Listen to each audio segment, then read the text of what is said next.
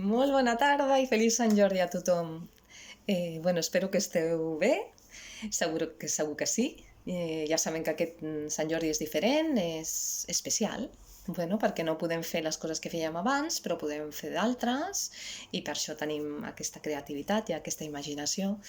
Jo avui aportaré el meu granet d'arena, ja que vosaltres heu fet moltes coses i me les heu enviat, que estic super contenta de que hàgiu col·laborat i estic recopilant-les totes per fer un vídeo ben maco de la gent gran de Masllorenç d'aquest Sant Jordi 2020.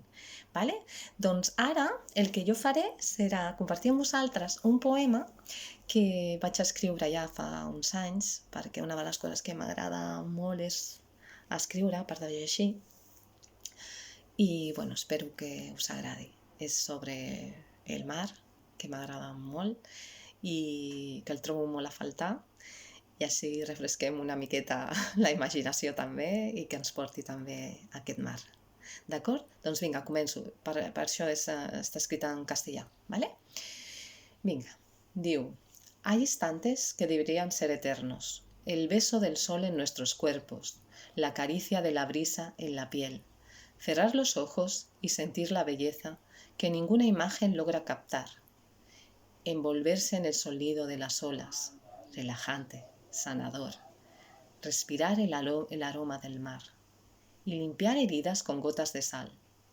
Mas sería absurdo intentar atrapar el instante presente, pues el tiempo no se detiene, pasa inexorable e implacable. Es agua que resbala entre las manos, arena escurriéndose entre los dedos. Así como las olas del mar, así es el instante de ahora, único e irrepetible, siempre en movimiento, siempre diferente, con su punto de intensidad, como la cresta de esa ola, que efímera se desvanece para morir en la orilla, dejando rastros de espuma y sal dibujados en la arena que se diluyen y borran. Pero su paso permanece, mezclándose y transformando, uniendo y fusionando el antes y el ahora. Hay instantes que golpean y rompen, como olas contra las rocas. Hay instantes de olas serenas, de paz y calma para el alma.